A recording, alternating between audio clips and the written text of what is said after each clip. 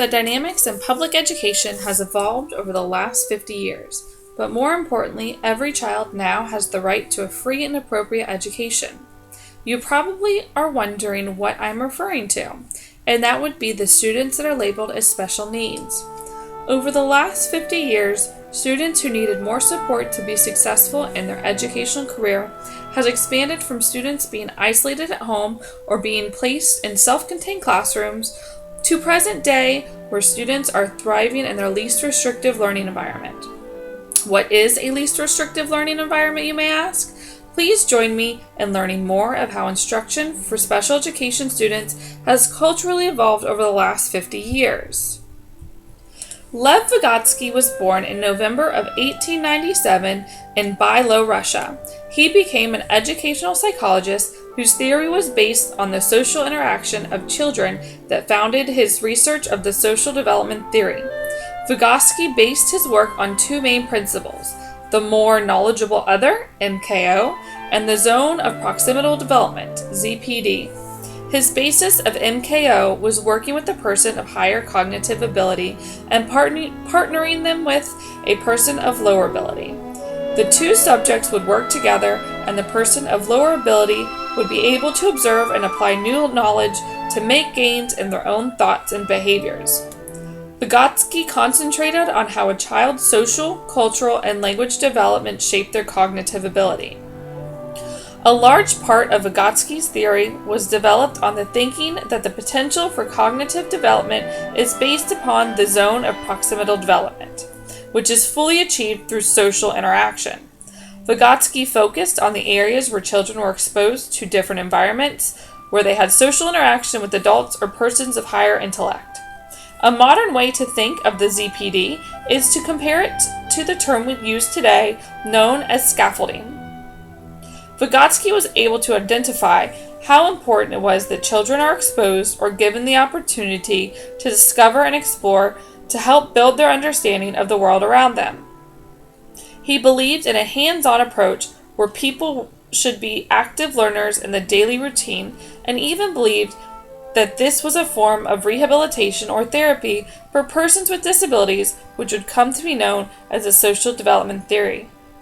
What Vygotsky has started to develop could be called the least restrictive learning environment, but a name would not be put to it for another 60 years.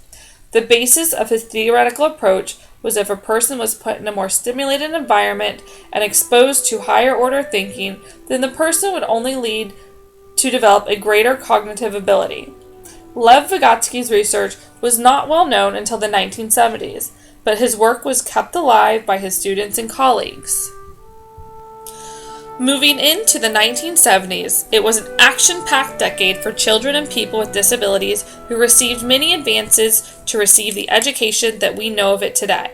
This will be when Individuals with Disabilities Education Act, that is also known as IDEA, was put into place. IDEA was enacted in 1975 to provide students with disabilities a free and appropriate public education. The Individuals with Disabilities Education Act is a United States federal law that governs how states and public agencies provide early intervention, special education, and related services to children with disabilities.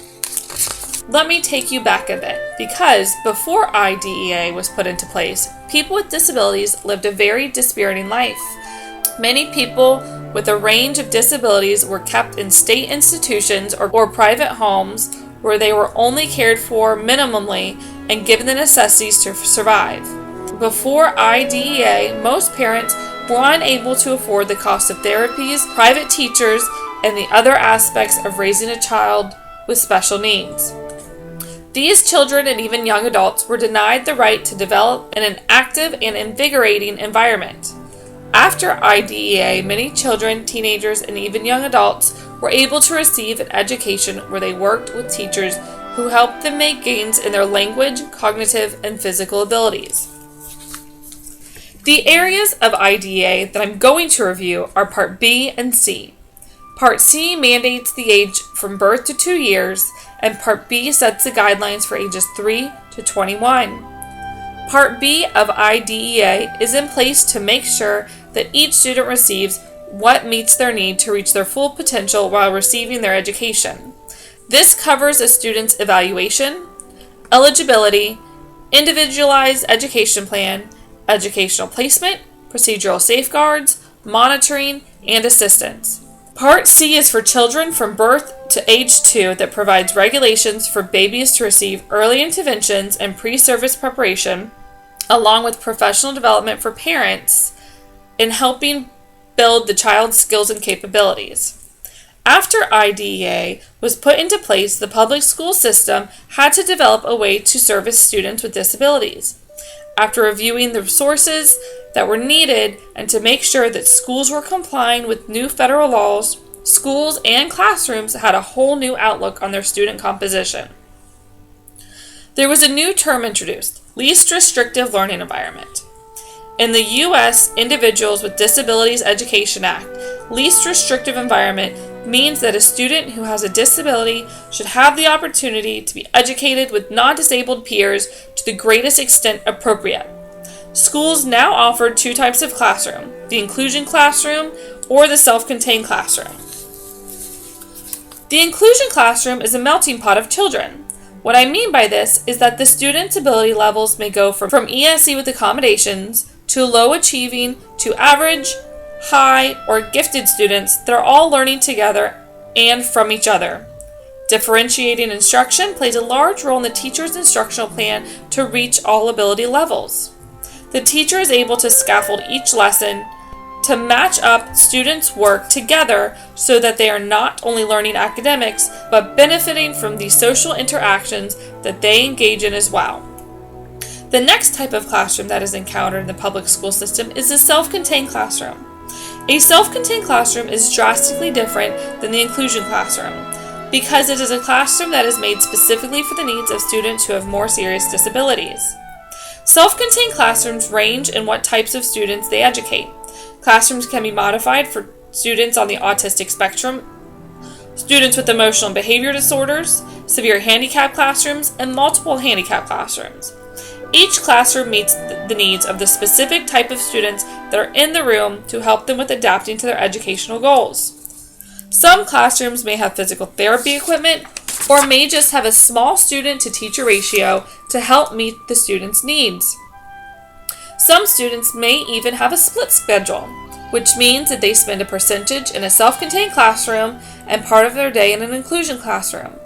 Each student's placement is based on their individualized needs so they are successful in their educational journey. A student's placement is a large part of their individualized education plan and is determined by each student's team of professionals on what is best for them to learn in a safe environment. The U.S. Department of Education reported in 2006 to Congress that close to 95% of students with disabilities are being educated in local general education schools, and 75% receive either full inclusion or a combination of inclusive and pull-out resource room services.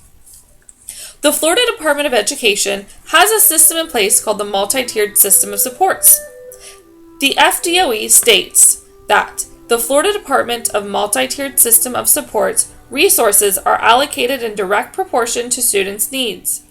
Data collected at each tier is used to measure the efficiency of the supports so that meaningful decisions can be made about which instruction and intervention should be maintained and layered.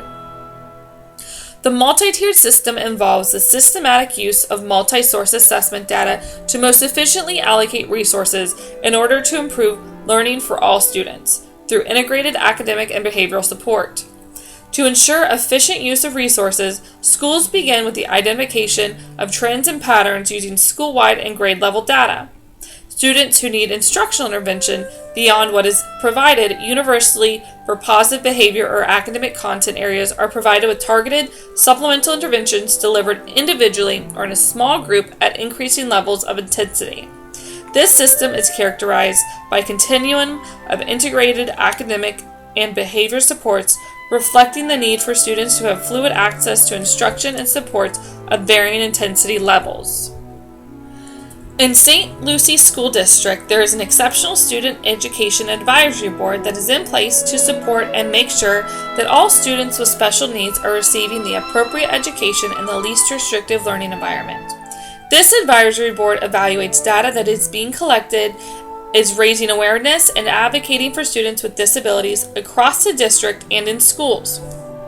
They are making sure that each student is receiving a quality education by advising in the appropriation of resources, surveying, assessing, and advising on professional development needs, effectively supporting the implementation of scientifically researched evidence-based practices, supporting school-based LRE committees, supporting the recruitment and retention of high-qualified teachers and related service professionals, promoting best practices for inclusive education in all schools, strengthening relationships by collaborative working with all stakeholders through promoting clear and open communication. Virginia Bryant is a recent retired special education teacher of more than 35 years and worked in St. Lucie County. She has stated that the progress that our school district has made along with the implementations of the student safeguards, the children who have IEPs are more successful now due to what is in place for them to have their voices heard. There have been many people throughout the last 50 years that have been advocating for students with special needs. Knowing that so many were the voices of those that went unheard for so many years is not a small feat. So now let me introduce you to a few. Samuel Kirk was a man who made great contributions to the world of special education. He started developing research that was the first of its kind that led him to key the term of specific learning disabilities. Once this was a recognized term, it helped differentiate between students who had varied levels of disabilities from being mentally delayed to low-achieving students. John F. Kennedy, while president, federally mandated funding to provide money for scientific studies for learning disabilities.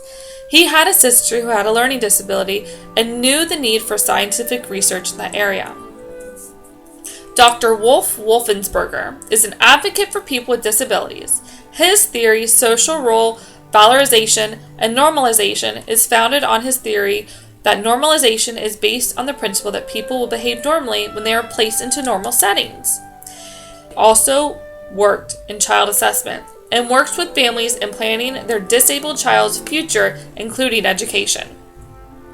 Lloyd Dunn was an early believer in inclusion in the classroom. He advocated for the placement of mildly disabled children in regular classes. Dr. Duns believed that the segregation of students with disabilities was a disservice and resulted in an unequal education. He was able to advocate for those that couldn't in his research, practice, and advocacy, which in turn transformed the way we think about and educate our children with disabilities. James Gallagher, whose mother was a special education teacher, became an educator as well, who focused on students with disabilities. He advocated for special education contracts to safeguard incorrect permanent placement in exceptional education. His ideas formed the foundation for IEPs and due process hearings. So many more have impacted the many people that live with special needs, but it would take a lot longer than what is allotted to recognize them all. Thank you for taking the time to explore the world of special education and its evolution over the last 50 years. In closing, let me say this. We have made leaps and bounds of where we were in education and providing the needed services to help and provide a good quality life for our children and students with disabilities. We are now taking pride in what each one is able to accomplish, if it being pointing to a visual cue, getting themselves dressed, or even reading on grade level. I will leave you with the wise words of Lev Vygotsky. It must not be forgotten that the basic law of children's creativity is that its value lies not in its results, not in the product of creation, but in the process itself. It is not important what children create, but that they create, that they exercise and implement their creative imagination.